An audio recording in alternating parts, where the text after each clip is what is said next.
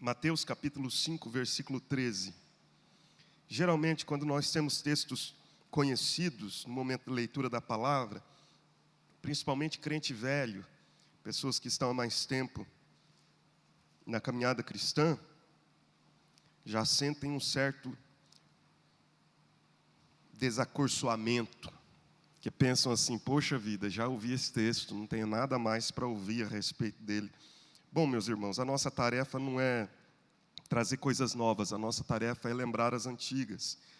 Então, não estou também muito preocupado em trazer nada novo, quero apenas refletir nesse texto que tem estado no meu coração nessa última semana, que é o texto do Sermão do Monte, a introdução, onde Jesus nos fala a respeito dos discípulos dele como sal da terra e luz do mundo.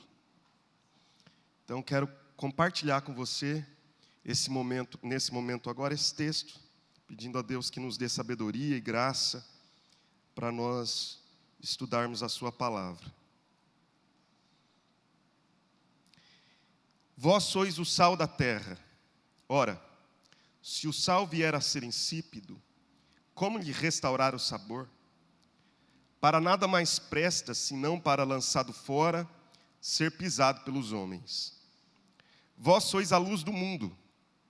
Não se pode esconder a cidade edificada sobre um monte, nem se acende uma candeia para colocá-la debaixo do alqueire, mas no velador, e alumia a todos os que se encontram na casa.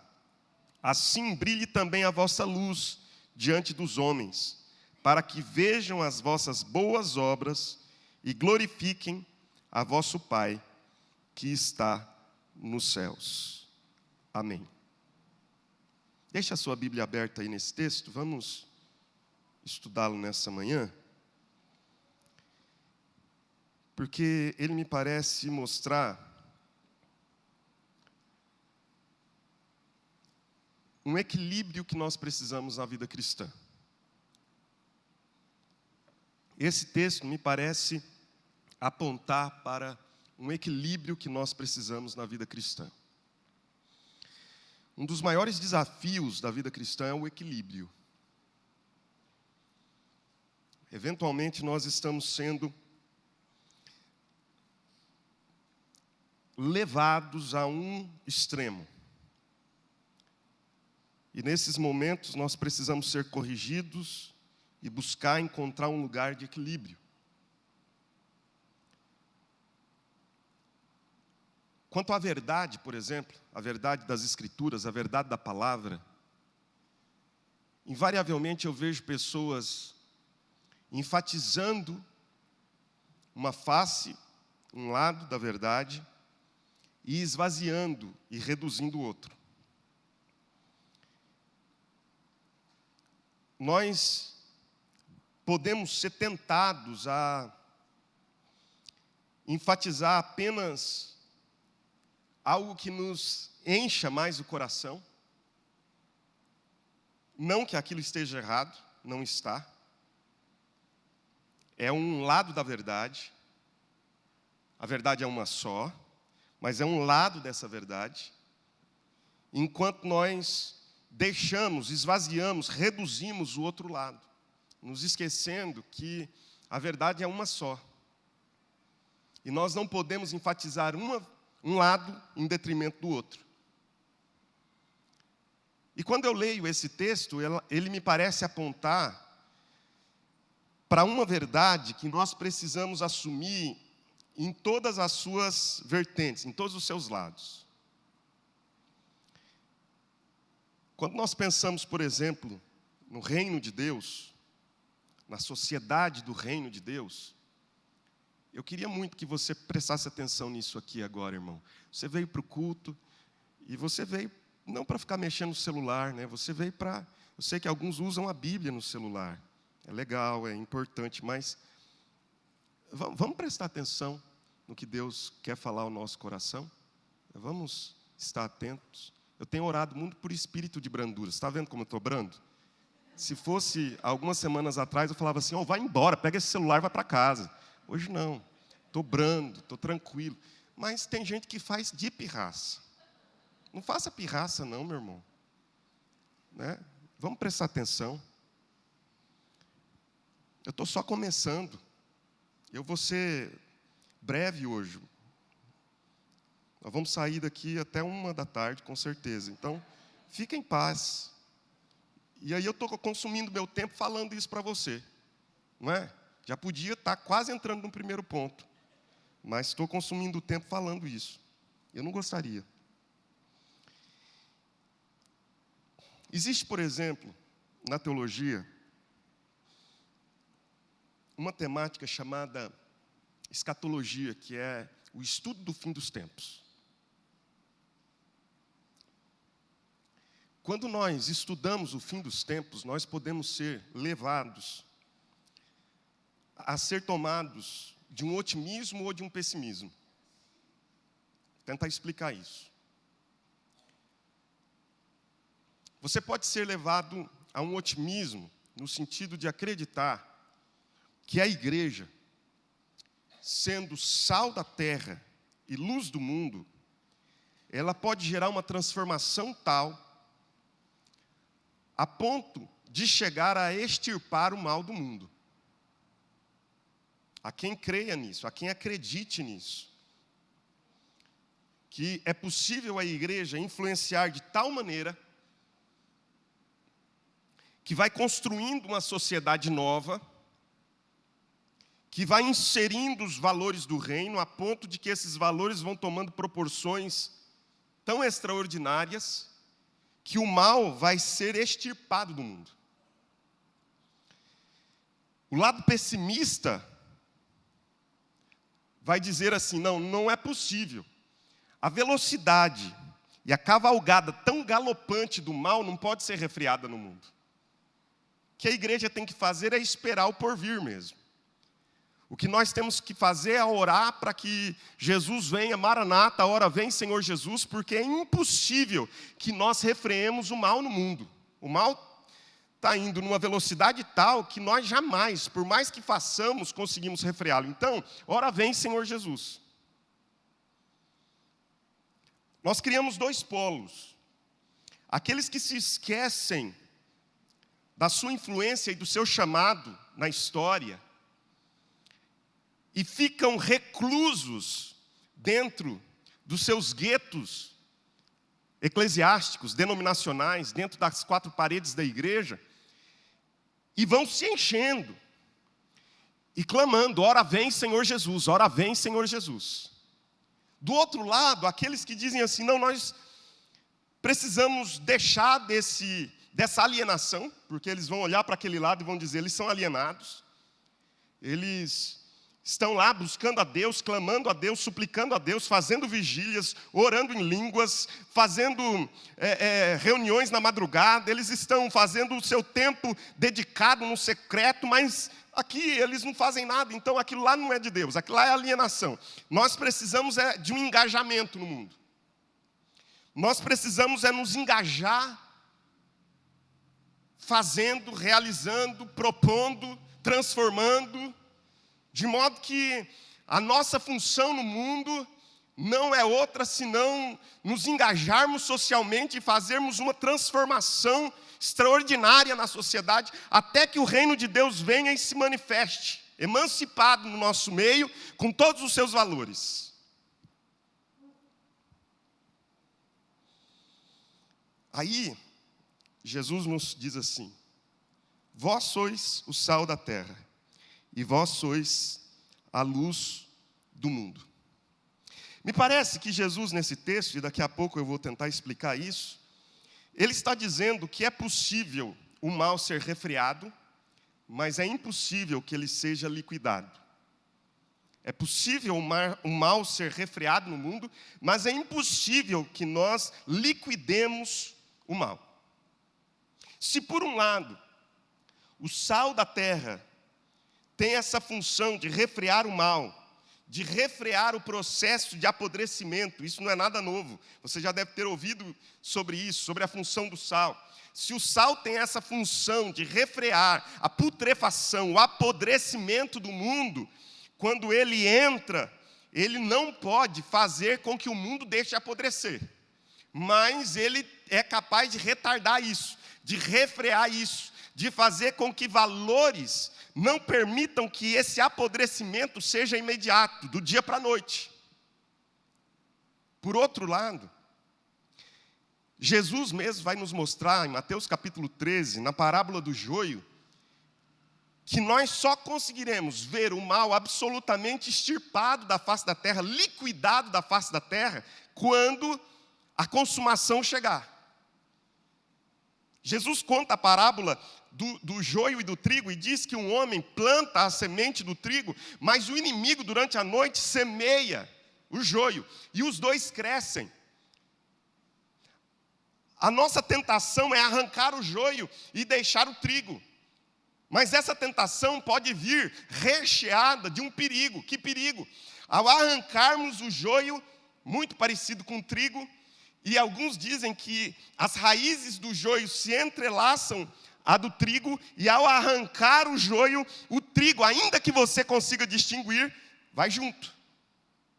Então Jesus diz: espere o amadurecimento do tempo. O tempo está amadurecendo. Espere o amadurecimento do tempo.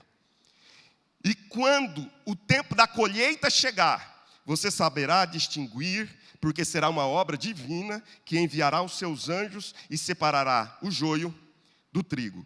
O joio será queimado, um fogo inextinguível. O trigo reservado no celeiro. Jesus está ensinando algumas coisas nessa parábola. Entre elas, ele está nos ensinando que o mal está presente no mundo. E que nós precisamos aguardar a consumação. Na consumação dos tempos, quando a colheita chegar, o mal será separado e será extirpado do mundo. Já não mais existirá. O que Jesus está nos ensinando, me parece que é o seguinte: quando a redenção chega numa vida, Jesus, veja, nós temos um caminho na história da salvação. O caminho da história da salvação é criação, queda, redenção e consumação. A história da salvação, ela está basicamente nessas 4 ideias. Ela começa com uma criação, existe uma queda, existe uma redenção em Jesus, mas haverá uma glorificação ou uma consumação do tempo. Muitos acreditam que a redenção é capaz de transformar o mundo e fazer com que o bem entre no mundo definitivamente, de modo que o mundo será transformado, de modo que todos os valores serão mudados, de maneira que nós não precisaremos fazer mais nada, a não ser levar pessoas a Jesus, porque através da redenção em Jesus o mundo é transformado. Jesus nos ensina que não. A redenção, ela tem uma função de refrear o mal no mundo, mas o mal ainda permanece. Haverá um passo seguinte, que ainda não chegamos lá, que é a consumação dos séculos, que é a glorificação final, que é o reino de Deus manifestado com toda a sua força na terra. E quando o reino de Deus se manifestar, já não existirá mais o mal. Não haverá choro, não haverá luto, não haverá angústia, não haverá mais nada disso. O mal será extirpado, porque a consumação chegou. E ele separará o joio do trigo na colheita. Bom, nós estamos na redenção. A não ser que eu e você, e eu tenho visto um esvaziamento aqui, pode ser que os que não estão aqui já subiram e nós ficamos. Ou melhor, nós subimos e eles ficaram, porque eu acho que a dinâmica é diferente, mas isso é para outro dia. E aí todos nós estamos perdidos. Mas não acredito. Acredito que nós estamos na redenção. A consumação ainda não chegou. O mal ainda existe. Por que eu estou falando sobre isso? Estou falando sobre isso porque existe um texto que me elucida isso, esclarece isso de uma maneira muito clara, especialmente, particularmente. Eu queria convidar você para ler comigo. Não deixe Mateus capítulo 5, porque a gente vai voltar para lá. Que é Romanos capítulo 13.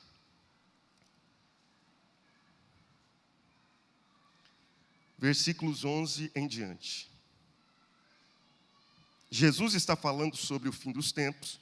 Por favor, fique comigo. Não conclua nada antes do final. Romanos capítulo 13, versículo 11. Versículo 11 diz: E digo isto a vós outros que conheceis o tempo. Já é hora de vos despertardes do sono, porque a nossa salvação está agora mais perto do que quando no princípio cremos. Agora preste atenção no verso 12. Vai alta a noite, e vem chegando o dia. Olha o que Paulo diz. A noite está cedendo as primeiras luzes da manhã. Mas ele diz que ainda é noite.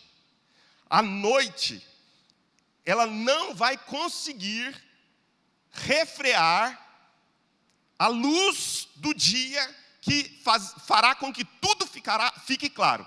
Entretanto, ainda é noite. Nas palavras do apóstolo Paulo, ainda é noite. Vai alta a noite e vem chegando o dia. O dia está se aproximando, mas ainda é. Agora observe. Deixemos, pois, as obras das trevas e revistamo-nos das armas da luz. Andemos dignamente, como em pleno dia. Espera lá. Paulo diz que ainda é noite, que o dia não chegou, mas está se aproximando. Mas então ele olha para os discípulos, para os cristãos, e diz o que para eles?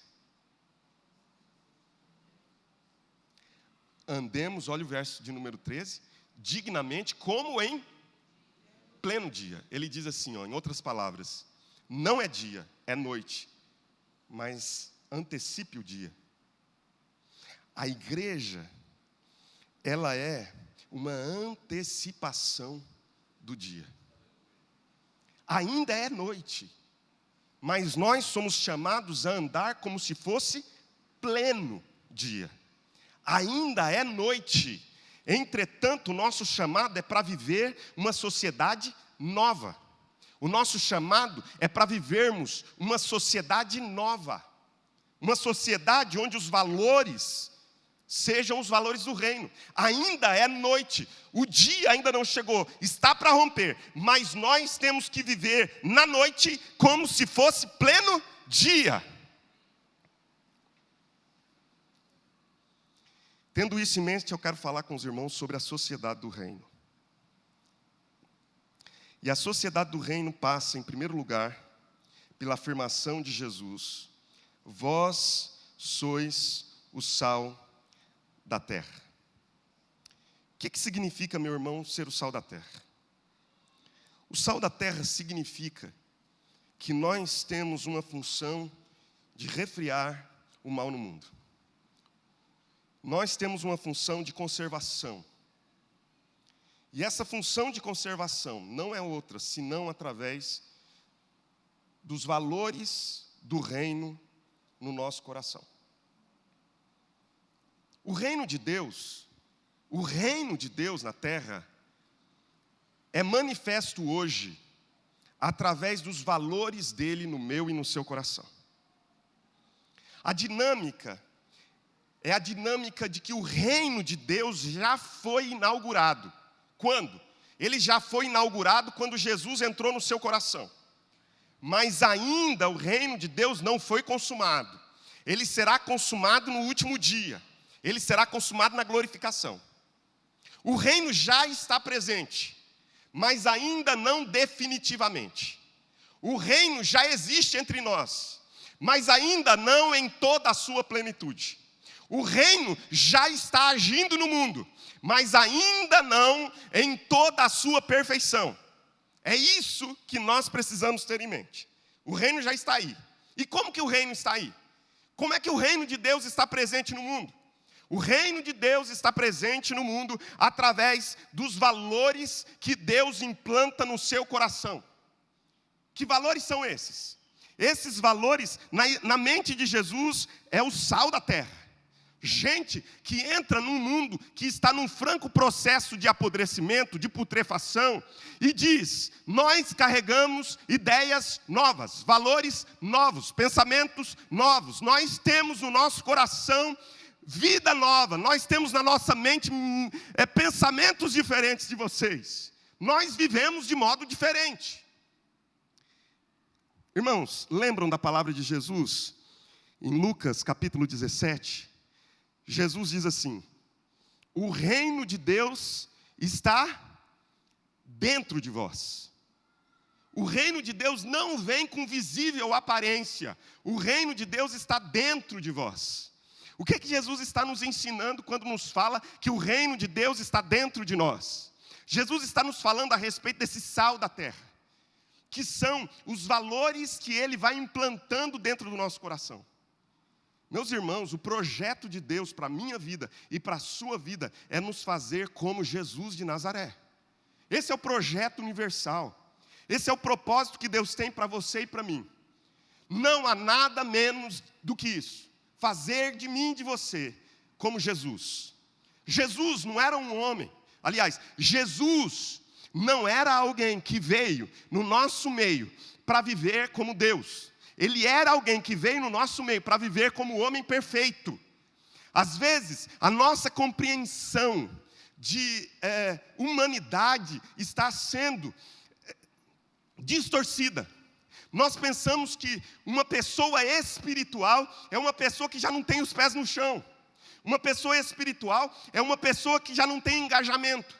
Uma pessoa espiritual é alguém que já não pisa na terra. Outro dia, conversando a respeito de um pastor, que aliás eu admiro muito, a pessoa me parece que não entendeu e disse assim: parece que esse pastor nem anda entre nós. Falei, se ele não anda entre nós, perdeu o sentido. Porque o que Deus quer não é que a nossa espiritualidade seja divina. O que Ele quer é que a nossa espiritualidade seja cada vez mais humana, como a de Jesus. Porque Jesus, sendo Deus, não teve por usurpação ser igual a Deus. O que Ele fez? Ele se esvaziou e tomou forma de homem. Ele andou entre nós. E a Bíblia diz que a estatura de Jesus é a estatura do varão perfeito. Esse é o projeto de Deus para nós. Ir transformando a nossa vida até que nós sejamos como Jesus. Sal da terra, ser sal da terra, é eu andar no meio dessa sociedade depravada, desvirtuada, desviada, caída e em queda, levando valores diferentes, agindo de um modo diferente. Eu sei, meus irmãos, que num tempo em que as pessoas chamam as trevas de luz, o sal de doce, muitas vezes nós seremos ironizados por carregarmos a verdade, a honestidade, por carregarmos os valores do reino. Vão olhar para você e dizer assim: você é um babaca, você é um bobo, todo mundo faz, só você não faz. O nada a ver é primo do não dá nada não. Porque quando a pessoa diz assim, nada a ver para você, e você diz assim, não, tem a ver sim, logo em seguida ela vai dizer assim, pode fazer, dá nada não. É mais ou menos assim que funciona.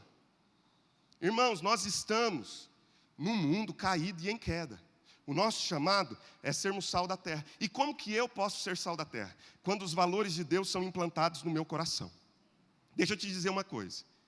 Ninguém tem os valores de Deus implantados no seu coração senão através de um profundo tratamento de Deus na sua vida. Isso demanda de nós algumas coisas. Preste atenção. Isso demanda que Deus trabalhe em você, para te fazer como Jesus. Os versículos de 1 a 9 do capítulo 5, nos fala das bem-aventuranças. As bem-aventuranças nada mais são do que um caráter, que é o caráter de Cristo. Bem-aventurados os humildes, bem-aventurados os pacificadores, bem-aventurados os que choram. Todas essas bem-aventuranças estão falando de um caráter, que é o caráter de Cristo, que deve ser implantado em nós, que deve ser gerado no meu e no seu coração. Nós costumamos cantar: dá-me um coração igual ao teu, meu mestre. Mas quando ele começa a nos dar um coração igual ao dele, porque um coração igual ao dele exige que o nosso coração passe por uma cirurgia.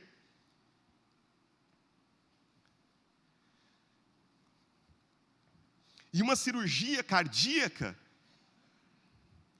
é complexa. Demanda cuidados. Pode doer. Deus usa, o Espírito Santo ele é o anestesista desse cardiologista chamado Jesus, que troca o meu coração. Ele vem e anestesia muitas vezes para não doer, mas o pós-operatório às vezes exige tantos cuidados, a gente diz assim: está doendo, estou com dificuldades. Tem que fazer uma reorganização da minha vida. Irmãos, mudança de coração exige que nós sejamos transformados, não de fora para dentro, de dentro para fora. Para que nós tenhamos o caráter de Cristo, não é simples assim. É uma vida inteira. Jesus diz: aprendei de mim, que sou manso e humilde de coração. Eu não quero ser manso e humilde de coração, meu irmão. Eu não quero ser brando.